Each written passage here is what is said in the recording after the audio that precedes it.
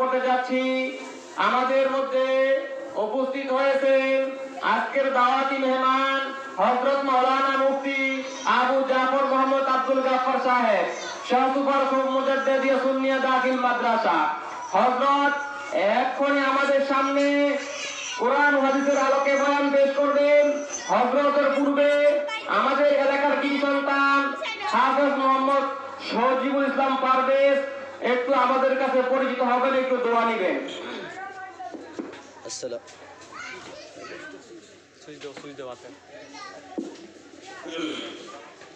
আসসালামু আলাইকুম ওয়া রাহমাতুল্লাহি ওয়া বারাকাতুহু।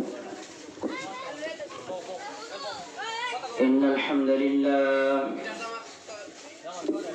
নাহমাদুহু ওয়া নাস্তাঈনুহু ওয়া নাস্তাগফিরুহু ওয়া নাউযু বিল্লাহি মিন শুরুরি আনফুসিনা من يهد الله فلا مضل له ومن يضلله فلا هادي له واشهد ان لا اله الا الله وحده لا شريك له واشهد ان محمدا عبده ورسوله أرسله بالحق بشيرا ونذيرا بين يدي الساعة من يطع الله ورسوله فقد رشد ومن يعصهما فقد غوى. أما بعد فأعوذ بالله من الشيطان الرجيم. بسم الله الرحمن الرحيم. إنما المؤمنون إخوة فأصلحوا بين أخويكم واتقوا الله لعلكم ترحمون. إلى آخر الآية. رواه القرآن. صدق الله المولى العظيم وصدق رسوله النبي الحبيب الكريم في شان حبيبه ومحبوبه ومعشوقه مخبرا وآمرا. إن الله وملائكته يصلون على النبي يا أيها الذين آمنوا صلوا عليه وسلموا تسليما. اللهم صل على سيدنا مولانا محمد وعلى آل سيدنا مولانا محمد. لا إله إلا لا إله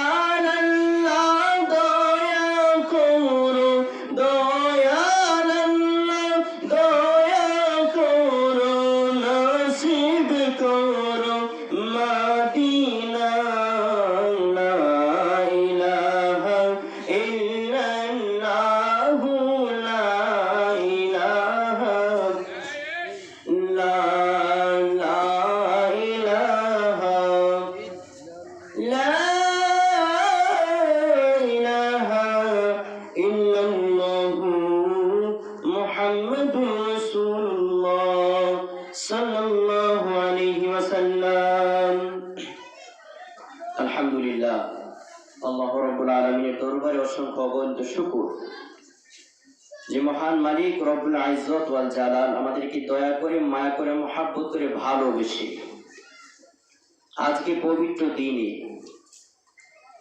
জান্নাতের সামিয়ানার নিচে বসার সুযোগ ভিক্ষা দান করেছে। আমাকে স্টেজের উপরে বসিয়ে কোরআন হাদিস ইজমা ওয়া কিয়াস থেকে কিছু কথা কোরআন হাদিস থেকে বলার তৌফিক যে মালিক রব্বুল আলামিন দান করে দিয়েছে, সেই মালিকের দরবারে জবানটাকে খুলে দিয়ে একবার শুকরিয়া আদায় করব আলহামদুলিল্লাহ। আর একবার শুকরিয়া আদায় করব এই কারণে যে মালিক রব্বুল আলামিন আমাদেরকে একটি নবী উপহার দিয়েছে, যে নবী সাইয়্যিদুস সাকালাইন আফতাবুন নবুওয়াত শাহে শাহি রিসালাত হায়াতুন নবী জিন্দা নবী মায়ার নবী যিনি শাফিউল মুজনিবিন সাইয়্যিদুল মুরসালিন খাতামুন নবিয়্যিন যিনি বিশ্বসভার সভাপতি মক্কার বাতি মদিনার জ্যোতি হায়াতুন নবী জিন্দা নবী যিনি পূর্ণ আলা নূর নবী মুহাম্মদ মুস্তাফা সাল্লাল্লাহু আলাইহি ওয়াসাল্লাম যিনার উম্মত হওয়ার জন্য অসংখ্য অগণিত নবী ও রাসূলরা আল্লাহ রাব্বুল আলামিনের দরবারে আরজি জানাইছে। মালিক রব্বুল আলামিন দয়া করে ভালোবেসে আমাদেরকে বিনা আরজিতে বিনা দরখাস্তে বিনা দোয়াতে আমাদেরকে নবী পাক সাল্লাল্লাহু আলাইহি ওয়াসাল্লামের উম্মত বানিয়ে দিয়েছে। তাই জন্য একটা জবানও বন্ধ রাখা যাবে না, চিৎকার দিয়ে বলতে হবে আলহামদুলিল্লাহ। আমার আল্লাহ রাব্বুল আলামিন পবিত্র কালামুল্লাহ শরীফের মধ্যে ঘোষণা দিয়েছে ইন্নামাল মুমিনুনা ইখওয়াতুন ফাসলিহু বাইনা আখওয়াইকুম ওয়াত্তাকুল্লাহা লাআল্লাকুম তুরহামুন। মালিক রব্বুল আলামিন ডাক দিয়ে পবিত্র কোরআনের ভাষায় জানিয়ে দেয়, ও পৃথিবীর মানুষ তোমরা শুনে রাখো, পৃথিবীর মানুষ তোমরা জেনে রাখো, আমার আল্লাহ রাব্বুল আলামিন বলেছে ইন্নামাল মুমিনুন। আমার আল্লাহ রাব্বুল আলামিন কোরআনের ভাষায় ডাক দিয়ে বলে নিশ্চয় এক মুমিন অন্য এক মুসলমানের ভাই ভাই করে সুবহানাল্লাহ। আমার আল্লাহ রাব্বুল আলামিন আরো জানায় দেয় ইখওয়াতুন ফাসলিহু বাইনা আখওয়াইকুম ওয়াত্তাকুল্লাহা লাআল্লাকুম তুরহামুন। আমার আল্লাহ রাব্বুল আলামিন আরো জানায় দেয় এক মুসলমান অন্য এক মুসলমানের ভাই ভাই, এক মুসলমান যেন অন্য এক মুসলমানের প্রতি সদয় হয়, এক মুসলমান অন্য এক মুসলমানের প্রতি যেন হক আদায় করে। আমার আল্লাহ রাসূল সাল্লাল্লাহু আলাইহি ওয়াসাল্লাম হক আমাদেরকে জানিয়ে দিয়েছে। আমার আল্লাহ রাসূল সাল্লাল্লাহু আলাইহি ওয়াসাল্লাম বলেন ওয়ান আলাইহি সালাম আল মুমিন আলাল মুমিন সিন্নাতু খিসালিন ইয়াউদুহু ইযা মারিদা ওয়া ইয়াশহাদুহু ইযা মাত ওয়া ইয়াসতামি'u লাহু ইযা দা'a ওয়া yusallimuhu আলাইহি ইযা লাকিত ওয়া ইয়াসতামি'u alladhi ইযা আতিসা ওয়া ইয়ানসাহু লাহু ইযা শাহিদা আও গাব। রাওয়াহু নাসাই।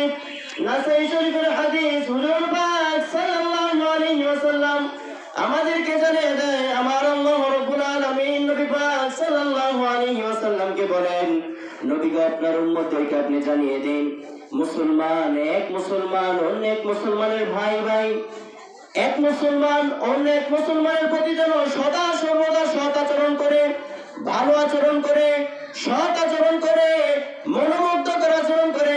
আমার আল্লাহ রাব্বুল আলামিন আরো জানিয়ে দেয় আমার রাসূল সাল্লাল্লাহু আলাইহি ওয়াসাল্লামের মাধ্যমে এক মুসলমানের প্রতি অন্য এক মুসলমানের হক হচ্ছে 6টা। কয়টা? একটু জোরে বলেন কয়টা? আমার আল্লাহ রাব্বুল আলামিনের প্রিয় হাবিব রাহমাতুল লিল আলামিন ডাক দিয়ে জানায় দেয় এক নম্বর হক হচ্ছে কোন মুমিন যদি রোগাক্রান্ত হয়, আমার রাসূল সাল্লাল্লাহু আলাইহি ওয়াসাল্লাম বলেছে অন্য মুসলমান যেন সেই ব্যক্তিকে দেখার জন্য দেখার উদ্দেশ্যে দেখশন করে বলেন সুবহানাল্লাহ। আমার রাসূল সাল্লাল্লাহু আলাইহি ওয়াসাল্লাম হক সম্পর্কে আরো জানায় দেয় 6টা হকের মধ্যে দ্বিতীয় নম্বরে আমার আল্লাহ রাসূল সাল্লাল্লাহু আলাইহি ওয়াসাল্লাম জানিয়ে দেয়।